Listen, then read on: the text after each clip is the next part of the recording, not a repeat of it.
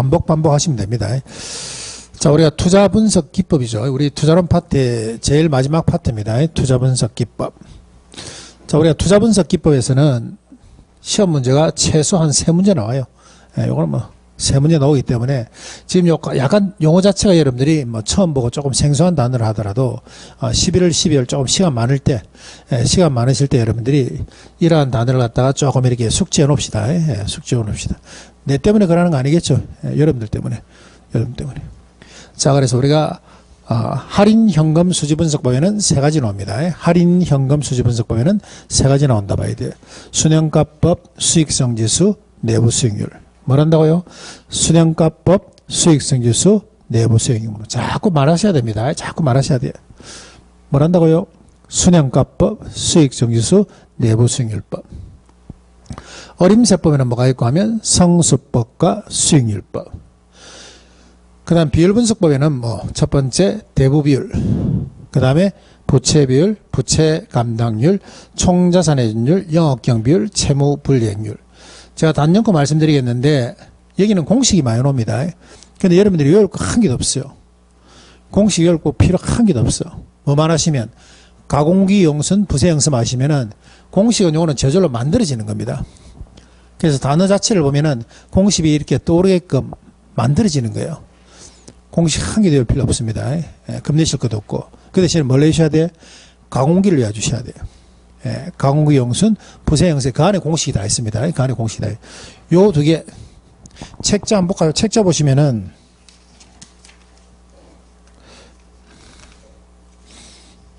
236페이지 한번 볼까요? 236페이지.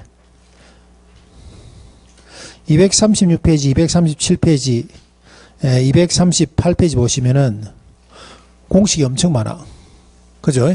공식이 엄청 많은데, 가공기 영순, 부세 영세, 그것만 여러분들이 외워오시면은, 이 공식은 안에서 다 만들어지는 겁니다. 만들어지는 거. 절대 외우실 필요 없다. 자, 그래서 우리가 3가지. 할인현금 수지 분석법, 어림세법, 비율 분석법.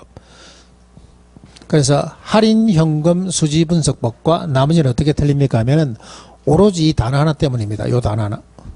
무슨 단어? 할인. 무슨 단어 때문에? 할인이라는 단어 때문에. 요거 하나 때문에 내용이 완전히 틀린다 봐야 돼요. 그래서 할인이라는 것은 요거는 뭡니까 하면 미래가치를 현재가치로 당기는 거예요. 미래가치를 현재가치로 당기는 것을 다르게 이야기하면 시간가치를 고려한다 그래요. 요 세 개는 시간가치를 고려하는 방법. 이런 것들은 시간가치를 고려하지 않습니다. 혹시 문제 없나? 요 안에?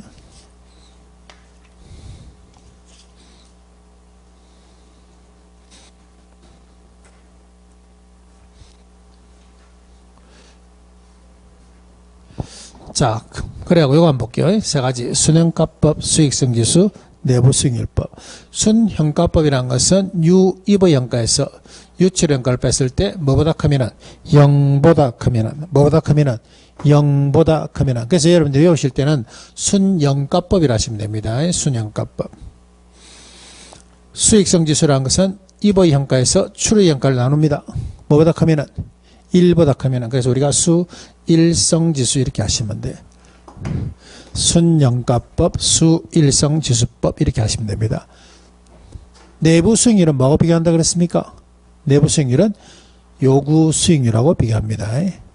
이때 순형가와 수익성지수는 할인율을 못 쓰고 요구 수익률, 내부 수익률에서는 내부 수익률을 씁니다. 됐나요? 자, 그 정도까지 여러분들이 기억을 해 놓으시고, 자, 그 다음에 어림세법의 성수법하고 수익률법은 저거는 여러분들이 가공기를 아셔야 됩니다. 가공기를 아셔야 되고.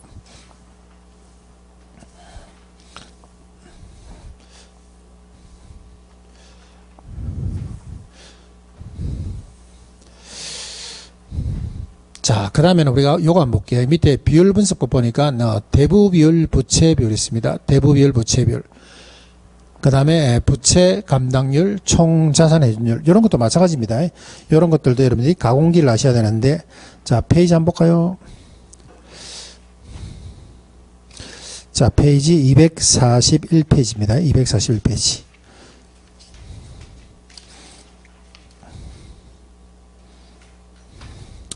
자, 241페이지 보니까 거기에 1번에 보니까 대부 비율 돼 있죠. 대부 비율. 자, 대부 비율 안에 보니까 그게 지분 비율과 부채 비율이라는 게 있습니다. 지분 비율과 부채 비율. 그래서 오늘은 요것만 여러분들이 좀 체크할게요. 나머지는 어차피 요거 강운기 아셔야 돼요.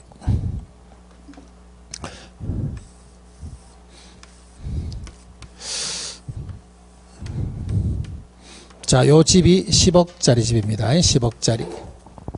근데 내 돈에 얼마 있다고? 내 돈은 4억 있습니다. 4억. 자, 이 집을 사기 위해서는 얼마 빌려야 됩니까? 6억 빌려야 돼, 6억. 6억 빌려야 돼. 자, 이때. 자, 10억에 대한 6억, 요걸 뭘 한다고?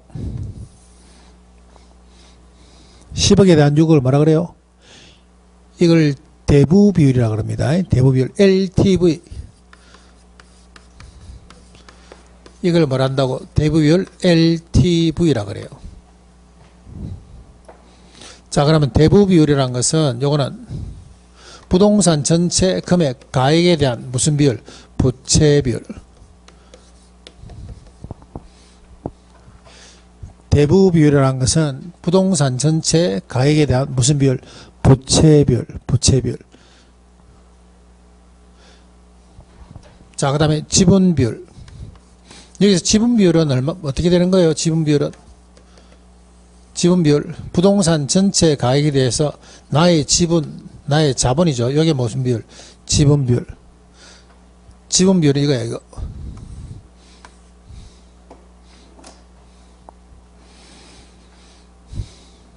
자, 대부 비율은 부동산 가액이 얼마인데? 10억인데. 부채가 얼마입니까? 6억 맞나요? 그러면 대부 비율 몇 프로? 60%. 자, 그 다음에 지분 비율이라는 것은 부동산 전체 금액이 얼마짜리인데? 10억짜리인데 내 지분이 얼마인데? 4억인데. 자, 그럼 이거 몇 프로? 40%. 그래서 우리가 대부 비율과 지분 비율도 하면 여기 뭐가 됩니까? 하면 100%가 됩니다. 100%. 1이야, 1. 자, 그러면은 부채 비율이란 것은 뭔데? 부채 비율이란 것은 요거는 내 지분에 대한 부채입니다. 내 지분에 대한 부채라 봐야 돼요. 자, 그럼 이쪽 예를 들면 내 지분이 얼마입니까? 내 지분이 얼마요? 4억. 부채 얼마? 6억. 그러면 얘는 몇 프로? 150%가 된다 봐야 돼요.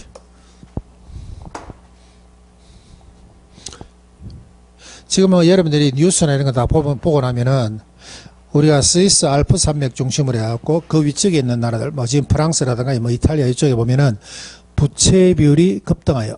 부채 비율이 뭐 급등하여. 하다못해 자기 나라의 어떤 GDP 기준으로 해서 120%, 130%를 초과하고 있다. 이런 걸 뉴스에서 막 들을 거예요.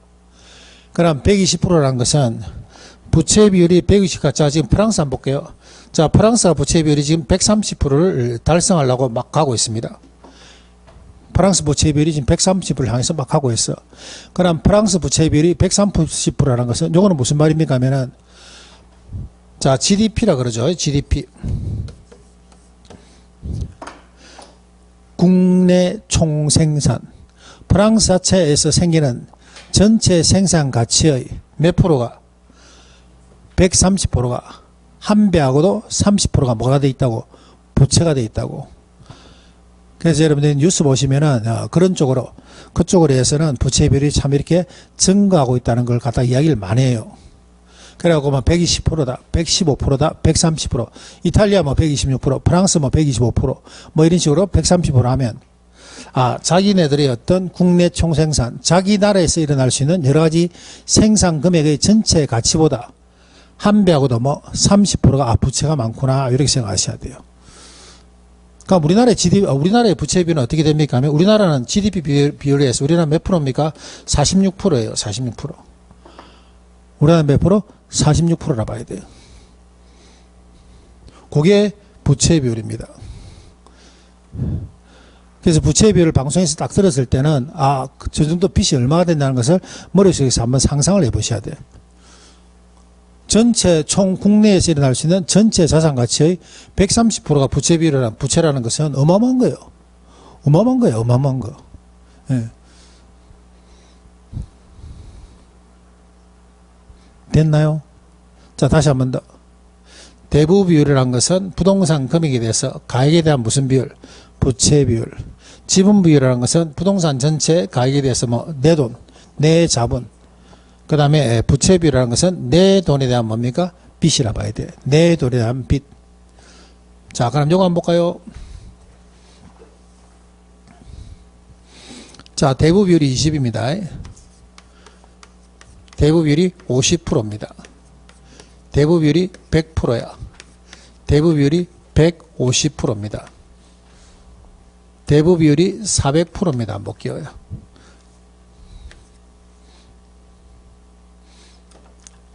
자, 이렇게 하면 너무 크다. 20, 50, 60, 한 80, 요 정도만 할게요. 요 정도만. 자, 그러면 대부가 20이면은 내 지분은 얼마요? 내 지분. 대부가 20이면 내 지분 얼마? 80 맞나요? 그럼 부채 비율은 80분의 20 되는 거 맞습니까? 맞아요? 자, 대부가 50이면 내 지분 얼마요? 내 지분? 50분의 50 되는 거 맞나요? 빌린 돈이 60이면 내 지분은 얼만데? 내 지분은 40이라 봐야 돼. 빌린 돈이 80이면 내 지분은 20이라 봐야 돼. 그러면 대부 비율이 20, 50, 60, 80, 20, 50, 60, 80 이렇게 대부 비율이 증가하게 되면은 부채 비율은 80분의 20이라는 것은 25%, 50분의 50이라는 것은 100%, 40분의 60이라는 것은 150%, 20분의 80이라는 것은 이거는 400%. 그러면 대부 비율이 클수록 부채 비율은 어떻다? 더 커진다 봐야 되죠. 대부 비율이 증가할수록 부채 비율은 어떻다? 더 증가한다 봐야 돼요. 이해되세요? 대부 비율, 부채 비율, 지분 비율 꼭 기억하셔야 됩니다. 꼭 기억하셔야 돼. 그래서 우리가 투자론 파트는 요 정도 선만 하고 그 다음에 요거 하나 볼까요? 자, 259페이지 한번 볼게요. 259페이지. 우리가 LTV를 비웠기 때문에 요거 잠시 한번 볼게요.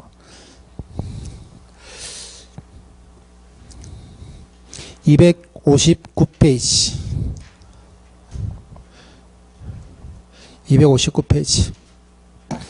거기에 이번에 보니까 금융기관의 대출 가능액 산정 방법 보이세요? 금융기관의 대출 가능액 산정 방법 보이십니까? 그 옆에 있는 숫자는 뭘 표시한 거예요? 그 옆에 있는 숫자는 시험 출제 횟수야. 보니까 어때요? 내년에 꼭 나올 것 같죠? 기분에 내년에 나올 것 같아. 31, 30, 31, 25에서 28, 25에서 28에는 25에 28에만 나왔다는 겁니까? 그 안에 다 1년에 한 번씩 나왔다는 말이에요. 1년에 다 나왔다는 말이죠. 예, 그럼 요거는 출제 비중이 엄청 높은 거라 봐야 됩니다. 작년 36회 나왔죠. 36회 나왔고 35회도 나왔고. 자, LTV를 여러분들이 공부를 했기 때문에 요거 잠시 체크하고 갑니다.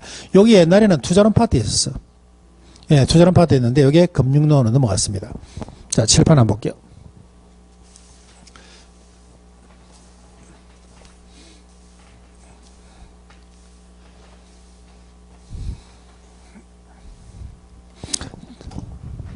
자, 요런 집 들고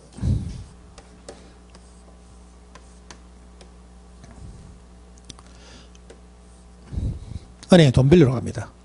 집이 얼마짜리인가는 모르겠어. 자, 은행에 돈 빌리러 가면 은행에서 뭐를 봅니까 하면은 은행에서는 LTV를 뭐라 그랬습니까? 대부 비율. 자, 그 다음에 DTI라는 것은 여러분들 1년 동안은 연소득 대비 연소득 안에서 주담대 대출을 갚을 수 있는 원리금 상환 능력을 봅니다. 원리금 상환 능력을 봐야 된다. 봐야 돼. 이거 방송에서 많이 들었죠? LTV, DTI 많이 들었죠? 그래서 LTV가 뭐 40%, LTV가 50%. 이런 거 여러분들이 많이 들었을 거예요. 자, 대부 비율이라는 것은 뭐라 그랬습니까? 대부 비율이라는 것은 부동산 전체 가액에 대한 무슨 비율? 부채 비율. 자꾸 말하셔야 됩니다. 말하셔야 돼요. 우리 공인중개사 시험은 내가 항상 말씀드리지만은 머릿속에 담아둔 걸 원하지 않아요. 여러분들이 공인중개사 공부를 잘하는 걸 원하지 않는다니까. 그게 얼마나 빨리 튀어나오는 걸 원하는 거지 머릿속에 담아두는 걸 원하지 않아요. 그러기 위해서는 특히 남성부 같은 경우는 약간 이렇게 공부하는 게 보수적이죠. 여성분들이 좀 많다 보니까 항상 좀 보수적으로 공부해. 점잖게. 그러지 말고 자꾸 말하셔야 됩니다. 자꾸 말하고 옆에 있는 동료들하고도 자꾸 이렇게 어좋게 지내시고 자꾸 말하셔야 돼요. 자, 그래서 우리가 집을 빌리러 가면은 LTV하고 DTO 두 개 봅니다. 그러나 우리나라는 항상 말씀드리지만 돈을 초에 빌려야 됩니까? 말에 빌려야 돼요? 초에 빌려야 됩니다. 지금 여러분이 돈 빌리러 가면 대출 안 해줘. 우리가 어느 정도 대출금이라는 것은 정부에서 종량제로 묶어놨기 때문에 어느 정도 금액이 차게 되면은 대출을 좀 이렇게 막는 경향이 있습니다. 지금 어렵다 봐야 돼요. 그럼 내 몸이 또 풀린다니까. 자, LTV하고 DT하고 이렇게 비교했을 때 작은 쪽으로 대출해 주겠습니까? 큰 쪽으로 대출해 주겠어요? 대출할 때 작은 쪽으로 대출해 준다니까. 금액이 어느 쪽으로? 작은 쪽으로 대출해 준다니까. 자, 예를 들어 가지고 이 집이 5억짜리라 볼게요. 이 집이 5억짜리야.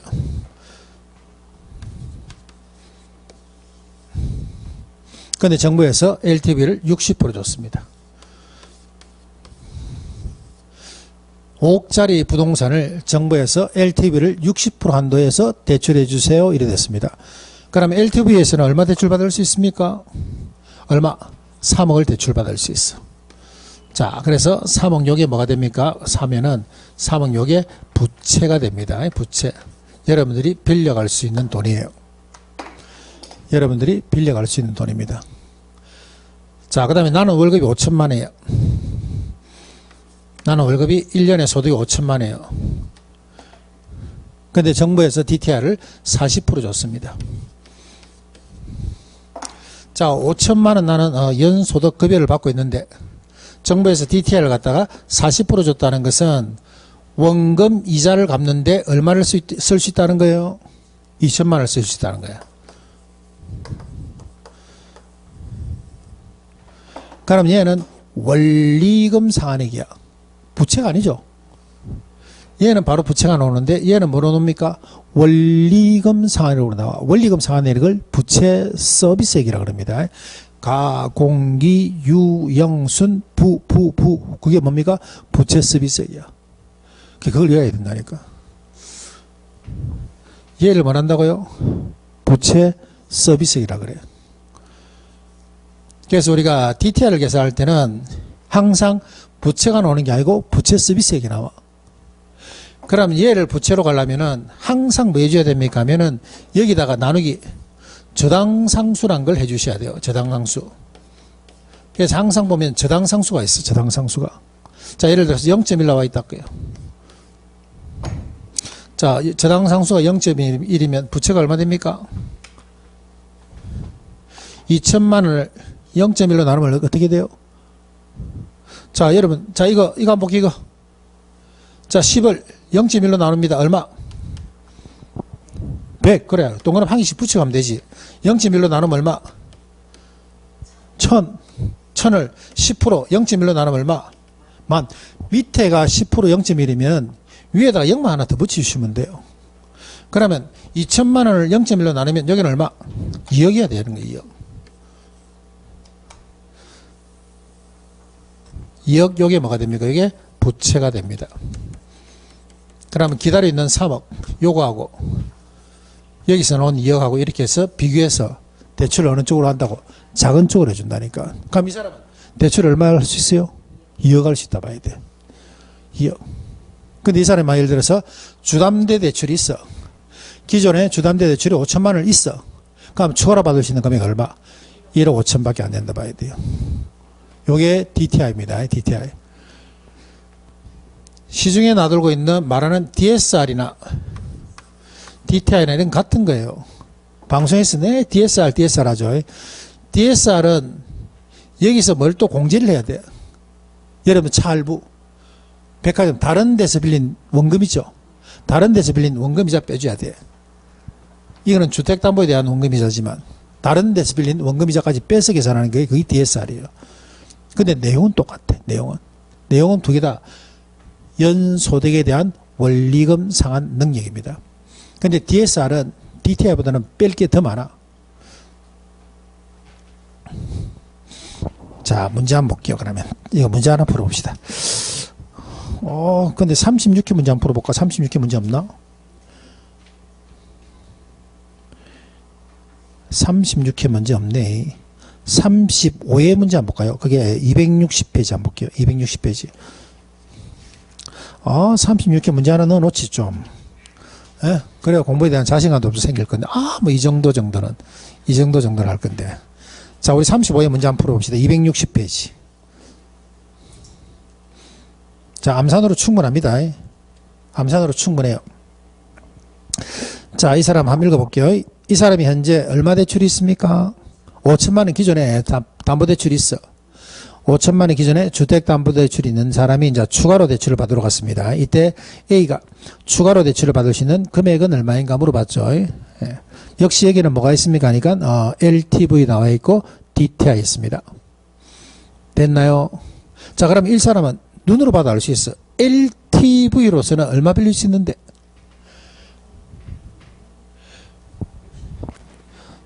교재는 몇 프로 돼 있어요? 예? LTV로 어떻게 돼 있어요? 몇 프로 돼 있어요? 70% 돼 있나요? 그럼 이 사람은 LTV로서는 얼마 대출 받을 수 있는데 3억 5천 대출 받을 수 있어. LTV로서는 이 사람 얼마 대출 받을 수 있다고? 3억 5천을 대출 받을 수 있어.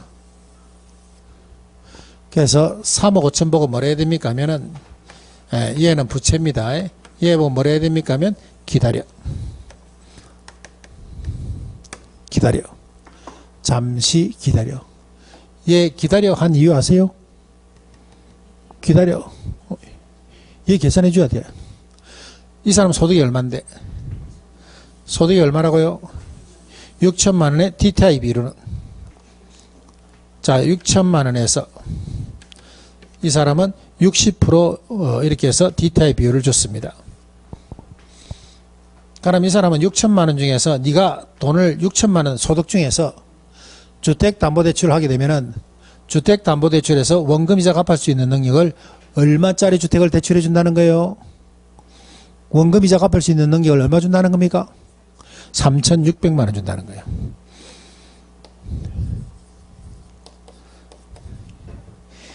여기까지 이해되세요?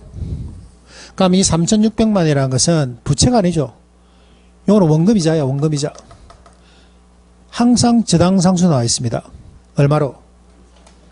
0.1 나와 있나요? 자, 우리는 배웠습니다. 0.1로 나누게 되면 부채가 얼마 된다고? 3억 6천이 된다고. 앞에 기다려 얼마 기다리고 있는데? 기다려 얼마 기다리고 있습니까? 3억 5천 기다리고 있는 거 맞나요? 그러면 3억 5천과 3억 6천 비교했을 때 이 사람은 대출이 얼마 된다고? 3억 5천이 대출된다고. 근데 이 사람이 기존에 담보대출 있죠? 얼마? 5억이 아닐 건데 5천만 원. 그럼 이 사람 추가로 대출 받을 수 있는 금액 얼마? 3억이라 봐야 돼.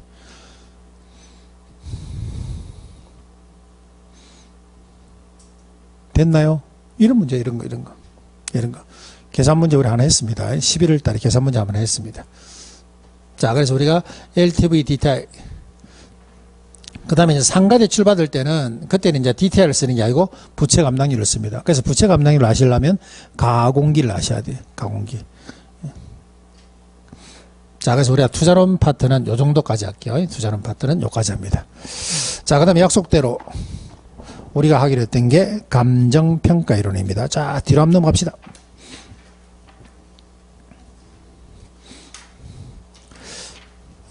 자, 330페이지 한번 볼게요.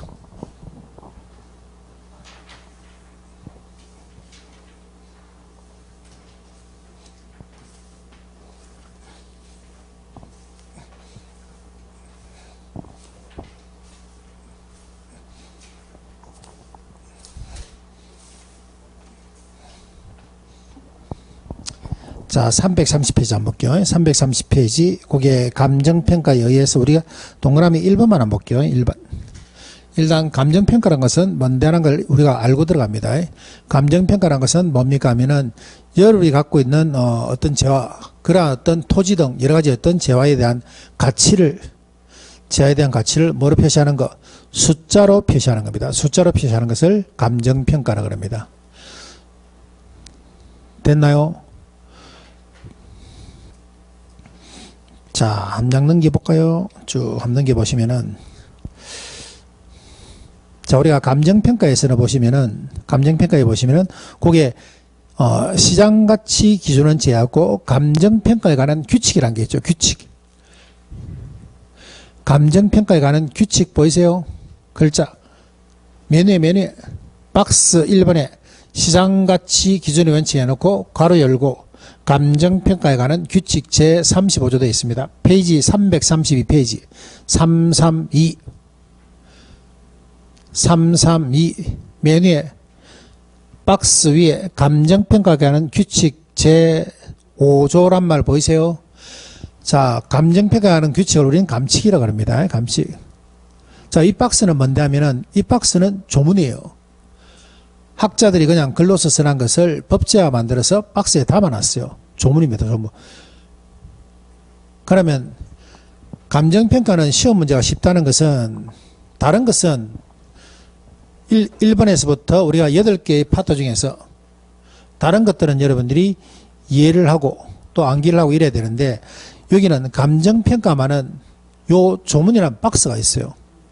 조문 박스 위주로만 공부해 주시면 돼요. 그리고 글자도 똑같이 나옵니다. 시험 문제가. 다른 파트는 개론이기 때문에 부동산학 개론이기 때문에 내가 설명하는 과정이라든가 출제자들이 출제하는 어떤 말이 다를 수도 있어. 그런데 감정평가만은 똑같이 나와요. 뭐 때문에? 조문이 있기 때문에. 자, 일단 조문 한번 봅니다. 거기 보니까 시장가치 기준원칙 보이시죠? 시장가치 기준원칙 요거 하나 체크하시고 그냥 체크만 해주세요. 자, 그 다음에 오른쪽에 보니까 현황기준원칙 보이십니까? 현황기준원칙 보이세요? 333페이지 밑에 333페이지 현황기준원칙 찾았습니까? 까만 박스 위에 현황기준원칙 감정평가 관한 규칙 6조. 자, 넘깁니다. 334페이지 보니까 개별물건 기준원칙 밑에 334페이지에 개별물건 기준원칙. 자, 그 다음에 339페이지 339페이지 보니까 기준 시점 있죠. 기준 시점 찾았나요? 4개. 자, 요 4개는 조문의 박스에 이렇게 이쁘게 여러분들한테 소개되어 있어요. 그리고 아시다시피 거기에 보니까 아마 출제 횟수가 장난 아니에요. 출제 횟수가 장난 아니에요. 그러면 우리가 감정평가에서는 요 4개 안에서 시험 문제 나올 가능성이 참 많다 봐야 돼요. 자, 순서 무시하고 제가 한번 적어볼게요. 자, 나는 첫 번째 현황기준원칙.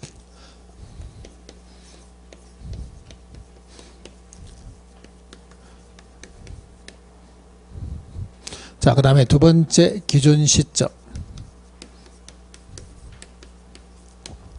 자, 세 번째 개별 물건 기준원칙.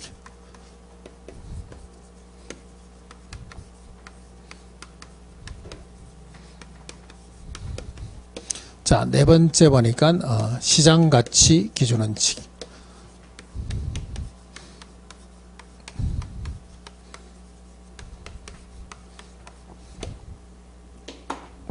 자, 금방 여러분들 표시한 거 요 4개는 우리가 감정평가의 기본 원칙이라 보셔야 돼요. 기본 원칙.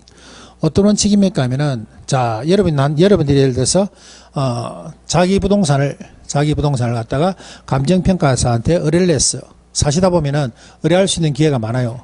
자식한테 뭐 정리 줄 때 가격을 좀 조정하고 싶다. 주택연금 받을 때 내 아파트 가격을 좀 높게 받고 싶다. 뭐 이런 것들에 대해서 여러분들이 의뢰를 한 경우가 많아. 그럼 의뢰를 하게 되면은 요 네 가지 원칙이 기본 원칙입니다. 현황 기준 원칙, 현재 있는 상황 그대로 평가해라. 현재 있는 상황 그대로 평가해라. 그 다음에 감정평가를 하기 위해서는 기준 날짜를 하나 잡아줘야 돼. 기준 날짜를 안 잡게 되면은 항상 변해. 가격이 항상 날짜에 대해서 변동을 합니다. 그래서 기준이 되는 날짜 잡아줘야 돼요. 그 다음에 물건이 있으면은 주택 건물이 있으면은 토지 건물이 있으면 토지 건물을 각각 평가해야 돼요. 그 다음에 기준이 되는 가치가 뭡니까 하면 시장 가치입니다.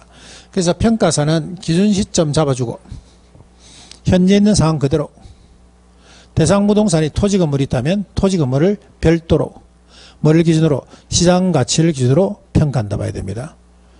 됐나요? 그래서 요 네 개가 기본 원칙이에요. 자, 그러면 우리가 현황 기준 원칙이라는 것은 뭐고, 그 다음에 기준 시점, 그 다음에 개별 물건 기준 원칙, 시장 가치 원칙이라는 것은 요 네 개는 기본이 있고 예외가 있어요. 기본이 있고 얘들은 예외가 있어. 시험 문제는 신기하게도 예외에서 시험 문제가 잘 나와요. 기본보다는. 자, 일단 우리가 현황 기준 원칙 한번 볼까요? 현황 기준 원칙 어디 있나? 페이지 333페이지.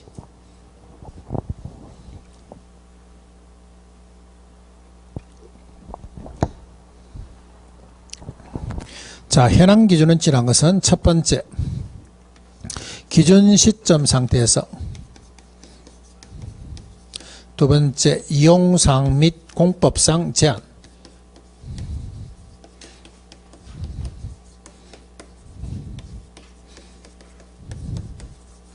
이러한 것들을 그대로 받는 상태로 평가하는 것을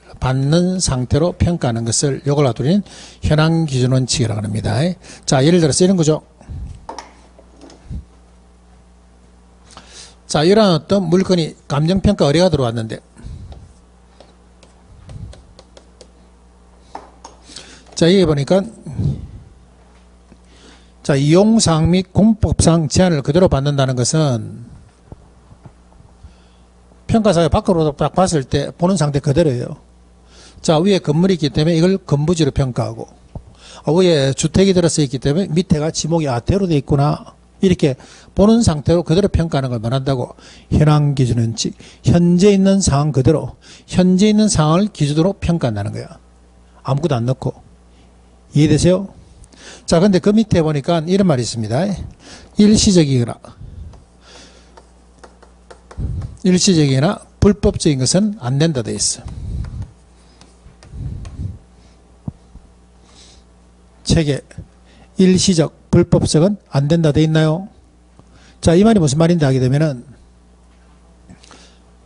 그렇죠. 가건물이죠. 가건물. 저기 예를 들면 뭐 가덕도 신공항 이런데, 그죠?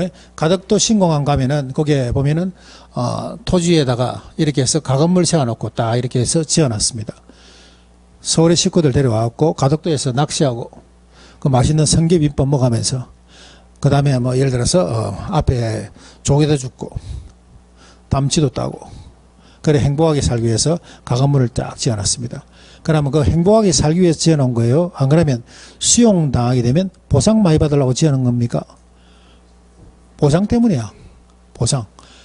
우리가 재건축하는 재개발 사업단지도 마찬가지입니다.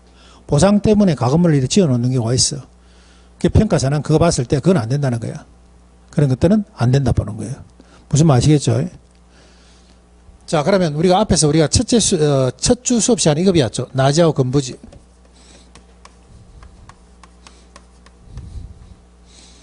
자, 평가액은 누가 많습니까? 나지 건부지 평가액은 누가 큽니까? 나지 건부지 감정평가액이 누가 크다고? 나지가 크지, 나지가. 자, 다시 복습 한번 해볼게요. 자, 토지만 봤을 때는 얘 토지보다 뭐가 커? 활용도가 좋잖아. 얘 활용도 좋아하려면 이게 철거해야 돼요. 그렇게 되면 나지가 건부지보다 평가액이 높다는 것을 우리는 건부지는 싸다 해서 건부감가라 그래요. 건부감가. 뭐 때문에 토지를 갖다가 사용수익을 할 수 있는 사법상의 제한이 없기 때문에. 그런데 우리가 요놈이 비쌀 때가 있다 그랬죠. 어떨 때? 수용당할 때, 수용당할 때, 수용당할 때, 묵고 살라는데 정부가 개발계획에서 나를 없애버리면 나 뭐 먹고 살라고. 그렇기 때문에 수용당할 때는 뭐가 비싸다고? 건부지가 비싸다고. 그렇기 때문에 이와 같이 나지 땅에다가 가건물을 지어놓는다고. 공항 들었으면 어차피 수용해야 되겠죠. 수용해야 되기 때문에 이때 보상 많이 받으려고. 이해되세요? 근데 지금 또 한 6년, 7년 연기됐어. 신공항 또 한 연기됐어. 한 6, 7년. 언제 될지 몰라. 현대건설이 손났죠. 현대건설이 손났어. 언제 될지 몰라요. 자, 이런 걸 가지고 우리는 뭘 한다고? 현황기준원칙이라고 합니다. 뭘 한다고요? 현황기준원칙. 됐나요? 자, 조문 쭉 읽다 보면 거기에 조건을 붙여 평가할 수 있다는 걸 찾을 수 있습니다. 한번 찾아보세요. 자, 조문 안에 조건을 붙여 감정평가할 수 있다. 찾았나요? 원래는 어떻게 되는데 현황기준원칙이 여기 원칙인데 현재 상황 이대로 평가하는 것이 원칙인데 예외로 뭐 할 수 있다고? 조건을 붙여 평가할 수가 있습니다. 찾았습니까? 세 가지. 첫 번째, 법령에 어떤 다른 기준이 있는 경우. 법령에 어떤 다른 기준이 있고, 두 번째, 의뢰인이 요청하죠. 의뢰인이 요청하는 경우. 그 다음에 세 번째, 사회통념상 인정되는 경우죠. 사회통념상 인정되는 경우에는 이때는 조건을 붙여 평가할 수 있다.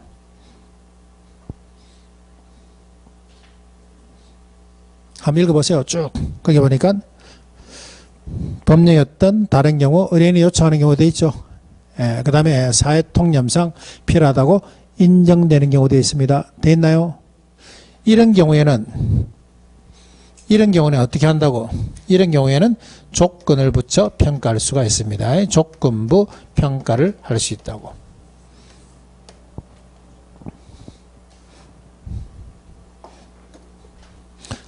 그래서 우리가 앞자를 따서 오늘 된다면은 요거 법의사 하나 기억해 놓을게요. 의사인데 무슨 의사? 법의사입니다.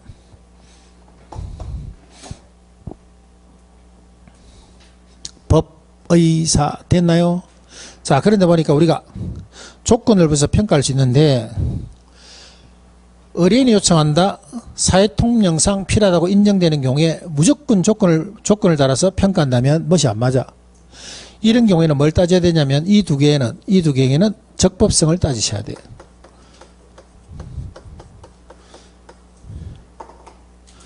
적법성이라든가 합리성 따져야 됩니다. 그런데 적법성과 합리성이 벗어나는 경우에는 평가사가 수임을 철회할 수도 있어요.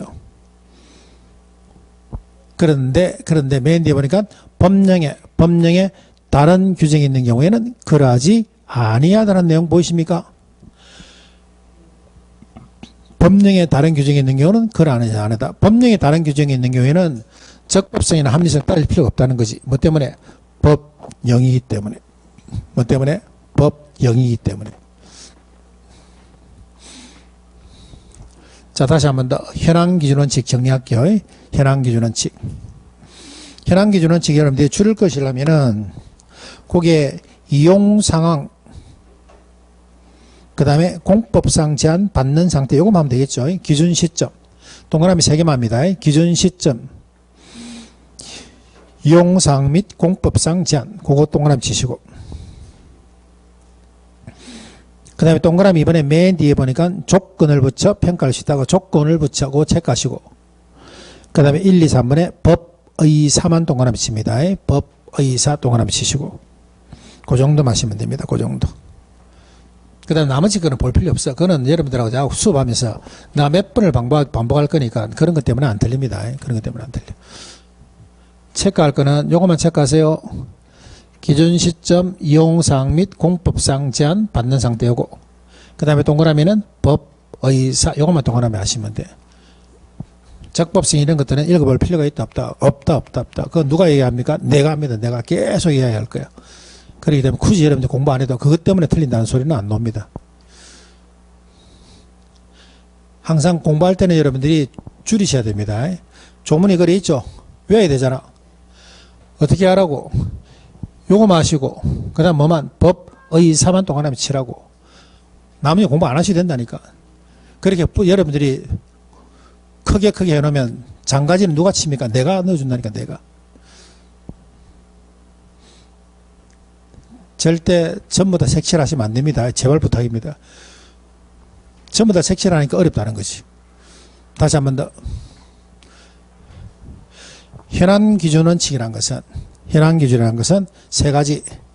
기준 시점 상태에서의 이용사항 및 공법상 제한. 이걸 말하는 상태. 받는 상태. 요거하고. 그 다음에 예외로 뭐가 있더라? 법의사가 있더라. 요까지만 하시면 돼요. 요까지만.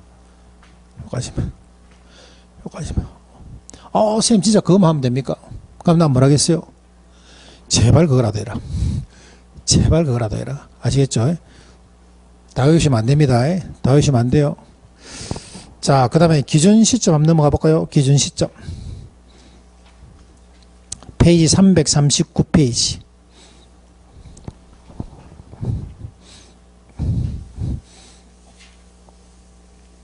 자, 기준 시점은 그냥 기준 시점이 뭐라는 것만 여러분들이 기억하시면 돼요. 감정평가사가 평가액을 결정하기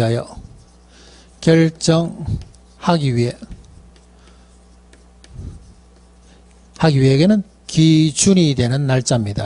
기준이 되는 날짜. 이걸 갖더니 기준 시점이라고 합니다. 감정평가사가 감정평가액을 결정할 때 기준이 되는 날짜를 말한다고. 기준이 되는 날짜를 우리는 기준 시점이라고 합니다. 기준 시점. 됐나요? 근데 밑에 보니까 그런 날짜가 있죠. 기준 시점 언제입니까? 그러니까 그게 가격 조사가 완료한 날 돼 있나요? 자, 이런 날짜가 언젠데? 기준이 되는 날짜가 어떤 날짜인데 하니까 밑에 보니까 가격 조사가 완료한 날로 되어 있습니다. 완료한 날.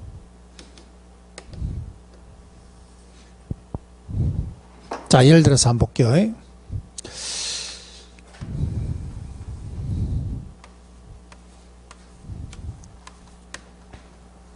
자, 12월 1일 날 여기에 의뢰가 들어왔어. 그래서 12월 3일 날 현장 접수였습니다. 현장 접수. 현장을 접수하고, 자, 이때 12월 5일부터 12월 15일까지 이때 가격 조사를 했어요. 그 다음에 12월 16일 날 이때 장부 서류 정리하고, 그 다음에 이때 12월 20일 날 이때 보고를 했어. 평가액을 보고를 했습니다.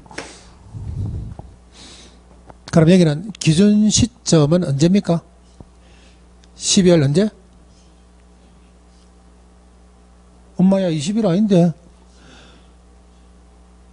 내가 그림을 잘못 그렸나?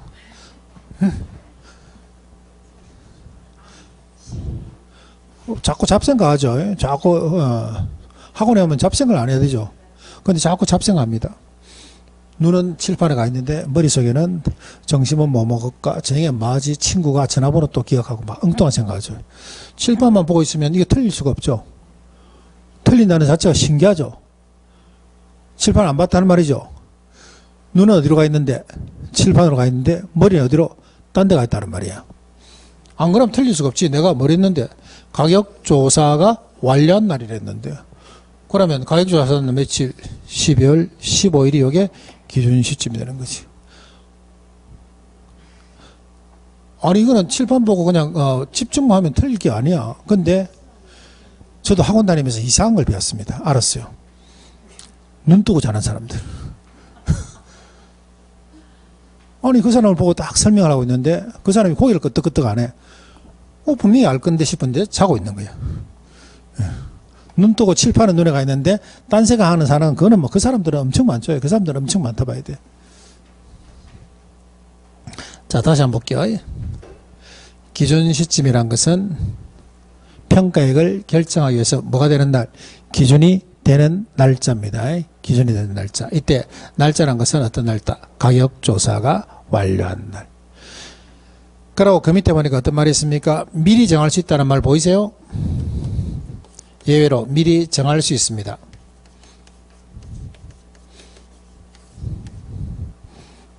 조건 있죠.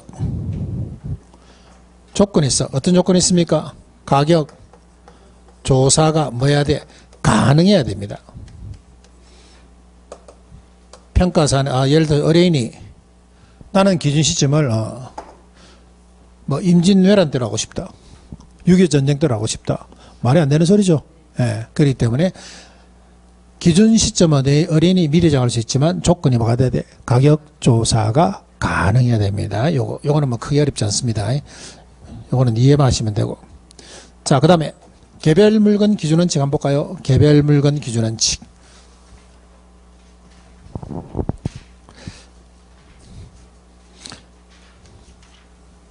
자, 334페이지 되어 있습니다. 304페이지 보니까 거기 1번. 감정평가는 대상 물건마다 개별로 평가해야 된다. 돼 있나요? 예를 들어서 이런 거죠. 토지 건물이 있습니다.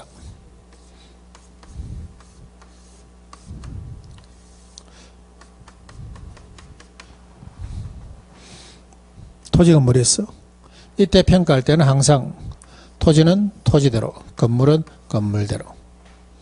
토지는 토지대로, 건물은 건물대로 평가하는 것이 여기의 원칙이에요. 그 원칙은 얘는 시험 문제 안 나와. 자, 그 밑에 예로 뭐가 나와 있습니까? 그러니까 세 가지 나와 있습니다. 일괄하여 평가할 수 있고, 그 다음에 두 번째, 구분하여 평가할 수 있고, 그 다음에 일괄평가, 구분평가, 그 다음에 부분적으로 평가할 수 있다. 이런 말이 나옵니다. 일괄, 구분, 그 다음에 부분이란 말 보이세요? 일괄하여 평가할 수 있고, 그 다음에 구분하여 평가할 수 있고, 그 다음에 부분적으로 평가할 수 있다. 일괄평가란 것은 뭡니까? 하게 되면은, 일괄평가란 것은 예를 들면, 일괄평가란 것은 우리가 첫 시간에 배웠을 때 여러분들 혹시 복합부동산이라는 이야기 들어봤습니까? 복합부동산. 대표적인 것은 여러분 사시는 아파트. 우리가 서울 경기 쪽에 토지거래 허가제로 묶었습니다. 서울 경기 쪽에 내년 26년도 12월 30일까지 토지거래 허가제로 묶었어요. 그래서 거래가 안 되죠. 거래가 한 90% 지금 급감되고 있는 상황인데 서울에서도. 근데 이걸 왜 아파트 매매 안 되는 게 안 되게 해야 되는 건데 이걸 왜 토지란 말을 써놨어요? 예? 우리는 토지거래 허가제지만 실질적으로 뭐를 못하기 위해서 주택 매매 못하기 위해서 이거 만드는 거예요. 그러면 주택거래 허가제 이래 돼야죠. 그런데 왜 토지거래 허가제 되어 있습니까? 아파트는 토지하고 건물 부분이 등기 보시면 따로 돼 있어. 따로 돼 있지만 거래할 때 어떻게 해요? 같이 거래해요. 그런 부동산을 말한다고 복합부동산. 복합부동산은 토지 건물을 일체로 보는 거예요. 일체로 보기 때문에 그냥 토지거래 허가제에 되어 있어. 그래서 이런 부동산을 갖다가 거래할 때는 어떻게 합니까? 따로 하면 안 되겠죠. 무슨 평가? 일괄하여 평가할 수 있다. 그래서 일괄평가입니다. 그래서 일괄평가라는 것은 용도상 불가반응에 있는 그런 관계에 있는 부동산이죠. 뗄 수가 없어. 뗄 수 없는 그런 부동산을 갖다가 우리는 평가할 때는 무슨 평가? 일괄하여 평가할 수 있다. 그 다음에 이런 것도 있습니다. 이런 거. 자, 여기 필지 같은 경우도 필지가 여기 네 필지가 있다 볼게요. 1번, 2번, 3번, 4번. 필지가 4개에서도 평가할 때는 각각 평가해야 돼. 그런데 이 네 필지를 갖다가 묶어가지고 요에 집을 지었다 볼게요. 자, 할머니, 할아버지가 자기 있는 땅에다가 이렇게 해서 집을 지었어요. 필지를 묶어갖고 큰 집을 지어갖고 아들 내외 좀 와서 살아라, 딸 내외 와서 좀 살아라고 이렇게 해서 집을 지어놨는데 아들, 딸 안 오죠. 예, 그래서 결국은 누가? 두 분만 살아. 넓은 데를. 그러나 돌아가시면 이제 그때 아들이 오죠. 딸이 오고. 뭐 때문에? 상속 때문에 와. 상속. 그럼 상속 때 오면은 제일 먼저 이제 일단 상속 때는 평가받아야 되겠죠. 평가받아야 돼. 그러면 필지별로 받겠습니까? 일괄로 받겠어요? 일괄로 받는다 봐요. 이런 경우. 이런 경우에도 뭡니까? 일괄평가. 용도상 뗄 수 없죠. 이해되세요? 그래서 용도상 불가문의 관계 있습니다. 거래할 때 한꺼번에 거래하죠. 이런 평가를, 이런 걸 갖다가 평가할 때는 뭐 한다? 일괄하여 평가할 수 있다. 됐나요? 자, 그 다음에 구분평가란 것은 뭔데 하면은, 구분평가란 것은 우리 상가 주택 건물 이런 것들. 자, 여기 보니까 1, 2, 3층이 여기가 상가입니다. 그럼 이게 주택이야.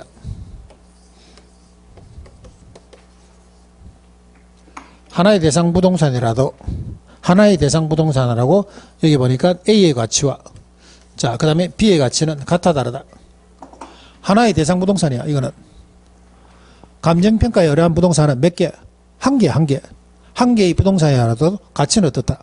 다르다. 그럼 이런 건 평가할 때 어떻게 됩니까?